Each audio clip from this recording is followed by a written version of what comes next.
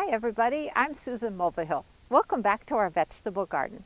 Well, today is a really exciting day because I'm going to do a big tomato harvest.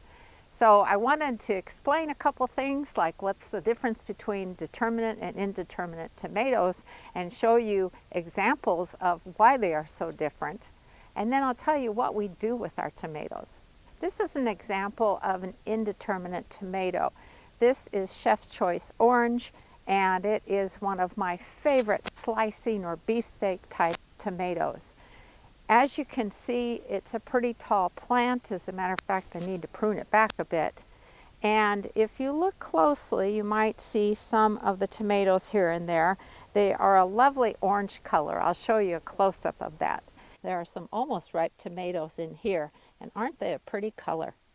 And what happens with indeterminate tomatoes is that you get a harvest over quite a long period of the season. And here's one other thing I wanted to show you. You'll notice this tomato is quite green, so it has a long way to go before it looks like that orange tomato I just showed you. But look at the one right next to it. Do you see how it's just starting to turn color? So that is what is known as the breaker stage of a tomato. Let's say you have a frost coming and you think, oh, I've got all these tomatoes that are almost ripe and they're too early to pick. Well, anytime a tomato is at this stage, you can pick it and then just put it on the kitchen counter and it will continue ripening to its full ripeness. Now you've seen these tomato plants before. These are also indeterminate tomato varieties. Gilberti and Federle are their names, and they are paste tomatoes. So paste tomatoes are really meaty. They're not super juicy, and you might think that's a bad thing, but actually those are the types of tomatoes that you use for making things like tomato sauce, ketchup, and salsa. And instead of having to boil them down for hours and hours, which of course makes you lose a lot of the nutrients, you can process them much more quickly. So these tomato plants are also fairly tall, but these plants have been slowly but surely giving me a harvest, but not all together at once. Now let's talk about determinate types of tomatoes. You're looking inside our hoop house, and that's where I grew Supremo tomatoes. This is the first time I've grown this variety. And there's two main characteristics of determinate types. First of all, the plants, generally speaking, are not as tall as the indeterminates, and the plants that you're looking at have not been pruned back at all, so you can see they're quite a bit shorter, maybe about 3 feet tall. The other thing is that with determinate types, the majority of the tomatoes tend to all ripen at the same time, and that is ideal for canning projects because that way I can get a nice harvest, have enough to make some sauce or whatever, and get it processed.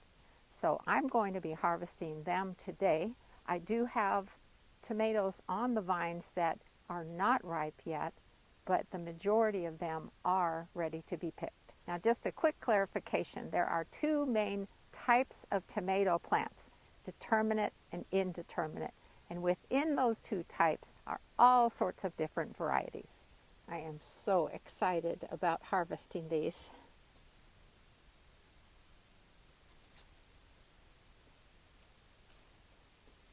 Isn't that a beautiful little tomato?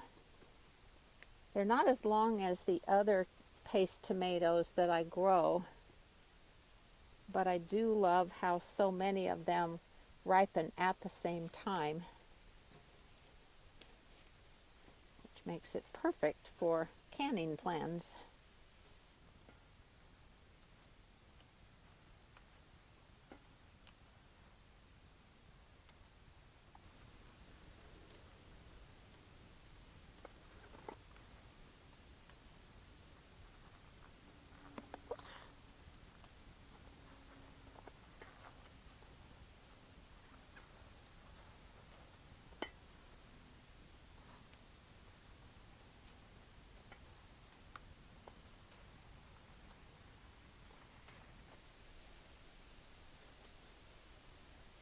This is getting crazy.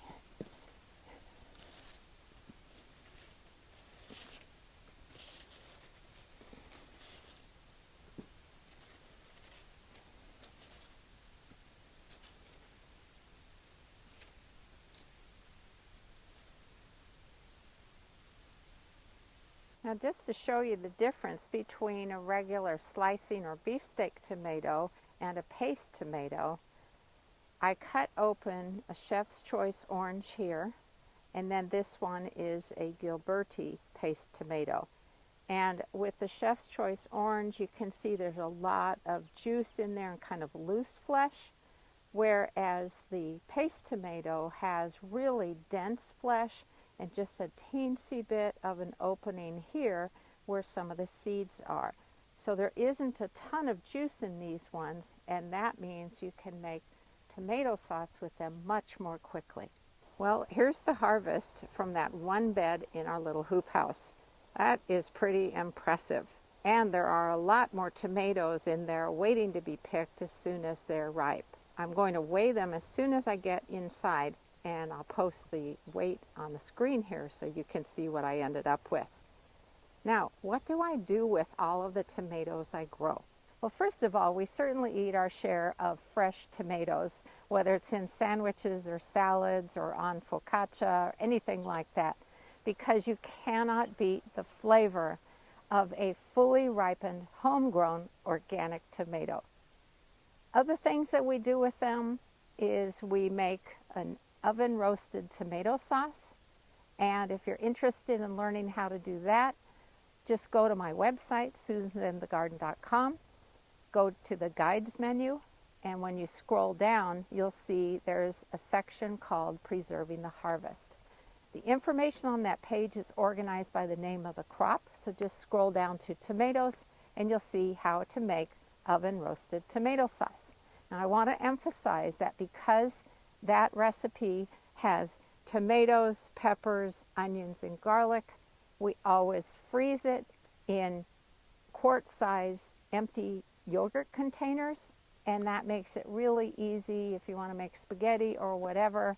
We can use them over the fall and winter months, and it's such a treat. We also can tomato sauce that does not have all of those vegetables mixed in, along with citric acid to raise the acidity level. Now, I always want to emphasize the importance of food preservation safety.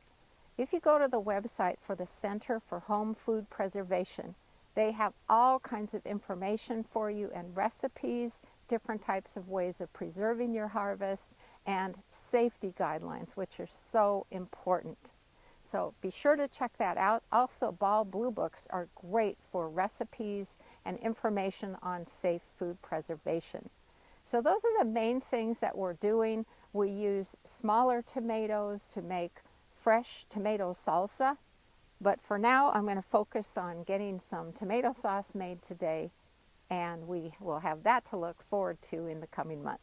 We also love donating extra produce to our local food pantry. So remember, if you have extra produce that you cannot use, donate it to the food bank, and you'll be helping out folks that don't have a garden and are maybe going through some tough times. So that's a very nice thing to do for your community. One other thing that I wanted to mention I'm going to do today is I'm going to trim back my tomato plants down to branches that have tomatoes that I feel will ripen before our first frost. And I hate to even bring up the notion of frost, but I have to be realistic and accept the fact that they're probably coming in 2 to 3 weeks. So this is an important task to do. You do not want any branches that have tiny little flowers on them, because you know those will not grow and mature enough to harvest before your first frost. So take care of that task as soon as you can. Now, ordinarily I would have mentioned this a couple of weeks ago, but first of all, we were gone the first half of August, and then we came back to a horrible wildfire to the west of us. A lot of you have been asking if we're okay. Yes, we are safe, but the air quality has been awful. One day it was up to 524 on the air quality index. That is horrible. So technically, this is my first day of being outside after quite a while and doing things in the garden. It's so nice to see a blue sky again, because it was awful. But anyway, thank you so much for watching today. I hope this video was helpful. Happy gardening.